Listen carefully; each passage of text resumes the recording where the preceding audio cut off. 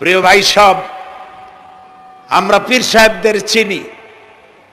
পীর ছিলেন শাহজালাল রহমতুল্লাহ আলাইহি। সুবহানাল্লাহ।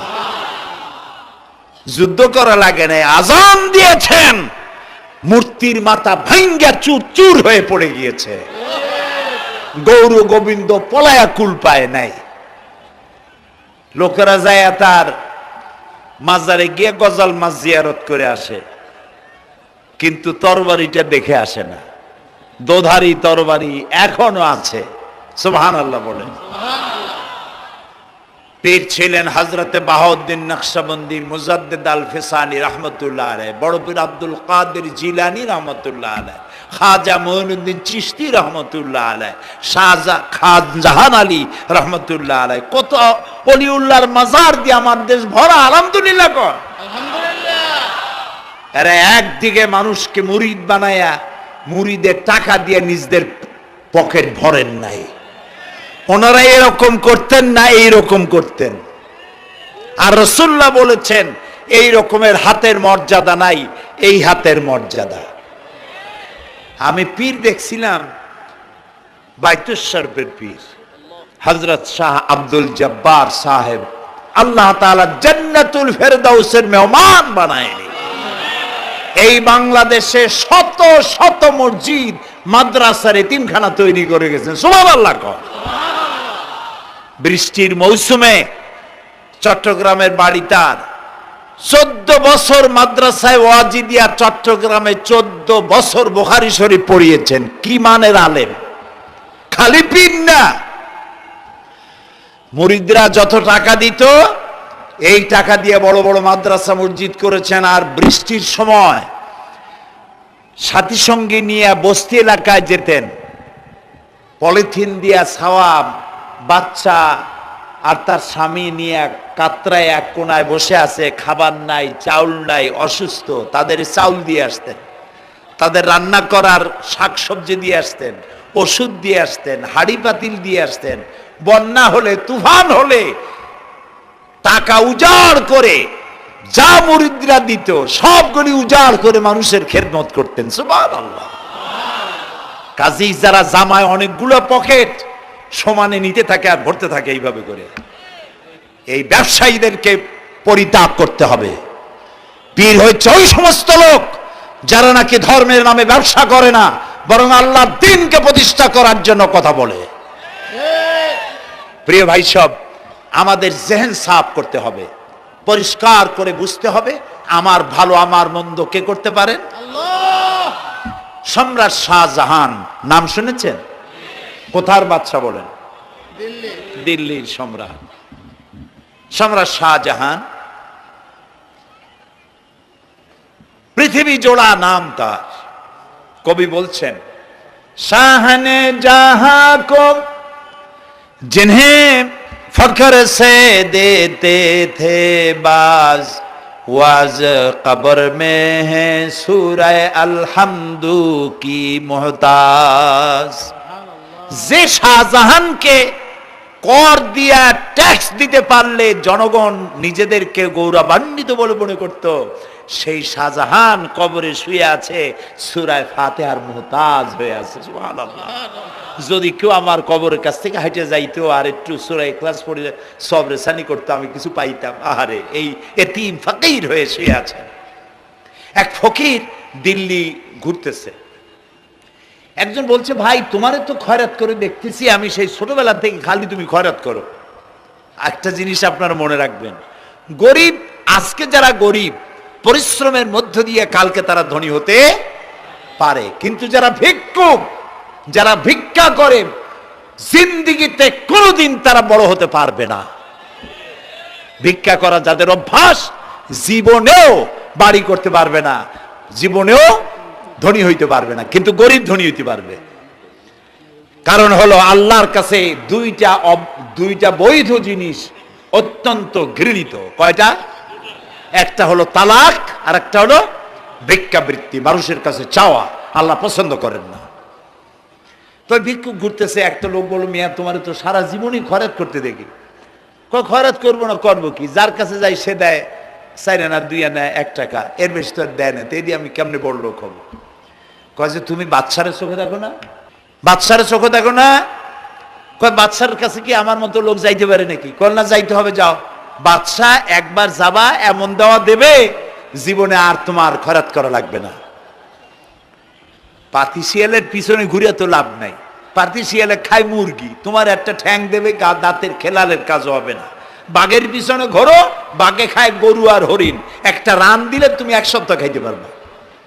কাজে ঘুরতে গিয়েও বোঝা উচিত কার সাথে ঘুরি।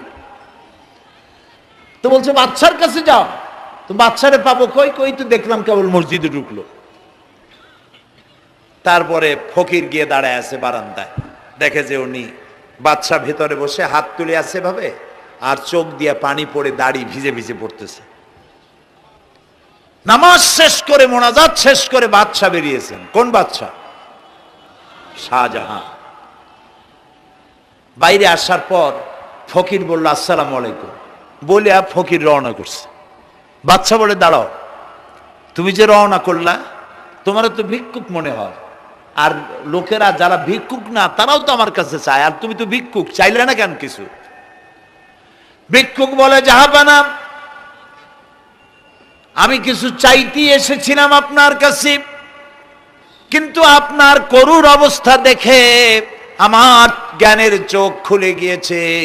আমি দেখতে পেলাম আমি যার কাছে চাইতে এসেছি আমি তো কান্দি না, হাতও বাতি নাই। যার কাছে চাইতে আসতাম দিল্লির সম্রাট, আবার কোন সম্রাটের কাছে হাত পেতে ভিক্ষুকের মতো কি জানি চায়, আর চোখ দিয়া পানি পড়ে দাড়ি ভিজে ভিজে পড়ছে। আমার জ্ঞানের চোখ খুলে গেছে, দুনিয়ার বাদশার কাছে আর চাইব না। বাদশা কান্দে যে বাদশার কাছে, তার কাছেই চাইব।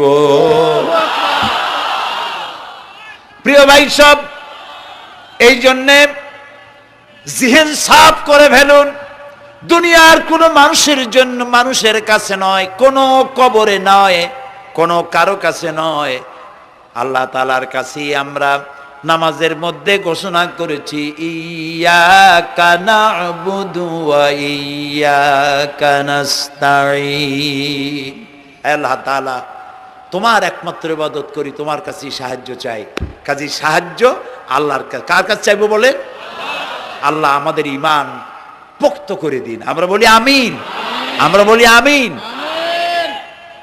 অসুখ বিসুখ হইলে পরে ধৈর্য ধরবেন। অনেক মানুষ আছে জ্বর হইলে কয় যে এত নামাজ পড়ি খালি জ্বর আমারই হয়, এত রোজা রাখি, ভালো ভালো কাম করি, আমার ছেলের অসুখ মোটে সারি না। এই জাতীয় কথা বলবেন না। মুমিনের পায়ে যদি কাঁটাও ফোটে সওয়াব থেকে খালি নাই। ধৈর্য ধরতে হবে। কাঁটা ফুটছে, বলেন ইন্না লিল্লাহ।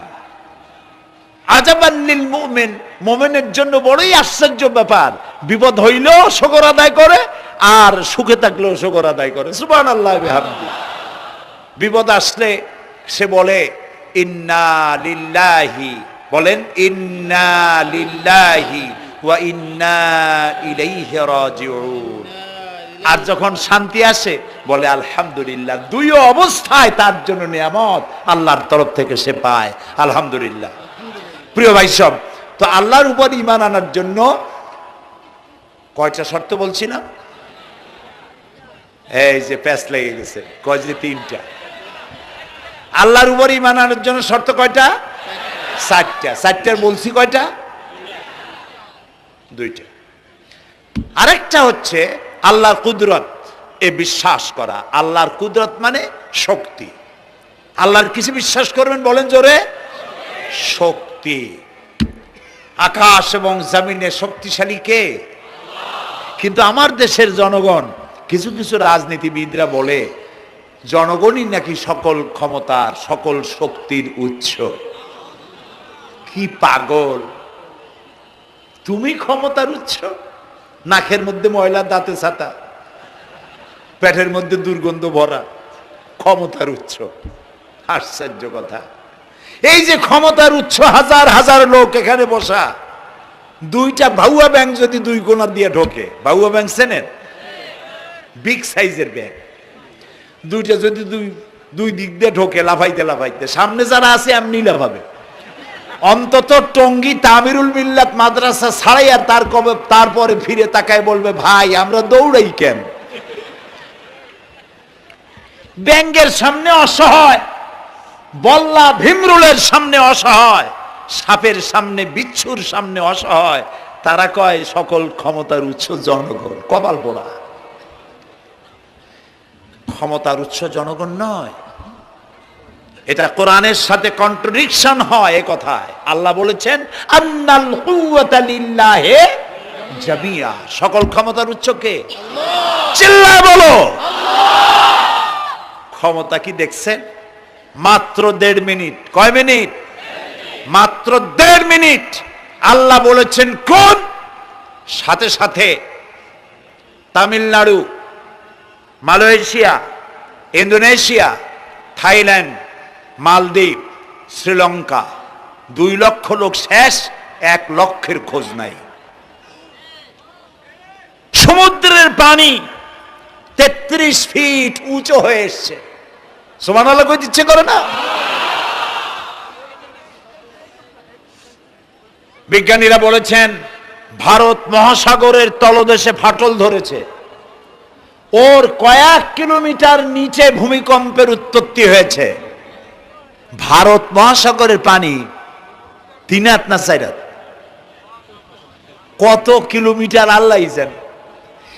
এই কয়েক কিলোমিটার নিচে যে মাটি, সেই মাটিরও কয়েক কিলোমিটার নিচে ভূমিকম্পের উৎপত্তি। এখান থেকে ভূমির কম্পন হয়েছে, সেই ভূমিকম্পে সমস্ত মহাসাগরের মধ্যে, ভারত মহাসাগরের মধ্যে জলকম্পন শুরু হয়েছে। পানির কম্পন, মাটির কম্পন একসাথে। 33 ফিট উঁচা, মানে 4 তলা বিল্ডিং এর মতো উঁচু হয়ে আসছে পানি। 4 তলা পরিমাণ উঁচু হয়ে পানি চলে আসছে। বাড়ি গাড়ি সব কিছু খড় কুটার ন্যায় সব উড়িয়ে দিয়েছে। এগুলোরে কপাল পোড়া নাস্তিক যেগুলি, তারা বলে প্রাকৃতিক দুর্যোগ। ওর বাপের মাথা। আচ্ছা, প্রাকৃতিক দুর্যোগ, প্রকৃতি কি? কোন জন্তুর নাম? প্রকৃতি কোন জন্তু জানোয়ারের নাম? প্রকৃতি নিজে চলে না কেউ তাকে চালায়? কে চালায়? কপাল পোড়ারা তা বুঝে না। বিশ্ববিদ্যালয়ের শিক্ষক হয়েছে তো, আল্লাহ দিয়ে আসি কোথায়? তবে সব খারাপ না, ভালো আছে আলহামদুলিল্লাহ। কিছু আছে কপাল পোড়া। বিশেষ করে শান্তিনিকেতনে যারা পড়াশোনা করে আসে, সাহিত্য চর্চা করে, এই সাহিত্য চর্চা করতে করতে এক পর্যায়ে কপাল পুড়ে যায়। আল্লাহরে চিনতে পারে না, সব চেনে আল্লাহরে চেনে না। আল্লাহ এখন চিনাইতেছে ভালো করিয়া। প্রিয় ভাই সব,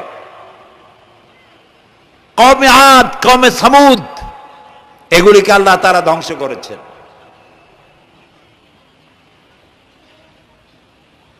কিয়ামতের আগে এই যে 7টা আকাশ, এই আকাশ সম্পর্কে অবিশ্বাসীরা তারা বলেছে আকাশ বলতে কিছুই নেই, এটা নাকি অনেক দূরে, তাই নীলে নীলে দেখা যায়। কি কপাল পোড়া চিন্তা করেন, নীলে নীলে দেখা যায়। এই আকাশ মহাশূন্য। এই আকাশগুলিকে, আকাশ কয়টা? কয়টা স্তর? 7টা। এগুলি কাতাইয়ে সিজিল্লিল কুতুব। কোরআনে কারিমে আল্লাহ তাআলা বলেছেন কিতাবের পৃষ্ঠার মতো কিয়ামতের আগে একটার পর একটা ঠাস ঠাস করে পড়বে, ভেঙে চুরমার হয়ে যাবে। ওয়াইদাল বিহারু ফুজ্জিরাত, আল্লাহ তাআলা বলছেন ইযাস সামাউ ফাতারাত ওয়াইদাল কাওয়াকিবু ইনতাসারাত ওয়াইদাল বিহারু ফুজ্জিরাত। আকাশের তারকাসমূহ বিক্ষিপ্ত হয়ে পড়বে। অসংখ্য তারকারাজি, বিশাল বিশাল তারকা বিক্ষিপ্ত হয়ে পড়বে। চন্দ্র সূর্য একটার সাথে আরেকটা ধাক্কা লেগে চাঁদ আর সূর্য আলো হারিয়ে ফেলবে, একাকার হয়ে যাবে। পাহাড়গুলো উঁচু করে আল্লাহ তাআলা জমিনের উপরে আছাড় মারবেন, কাল ইহনিল মানফুস, তুলার মতো উড়ে চলে যাবে। সুবহানাল্লাহ বলবা না? কত বড় শক্তি আল্লাহ পাকের। ওয়াইদাল বিহারু ফুজ্জিরাত, সমুদ্র সমূহ বিদীর্ণ হয়ে যাবে।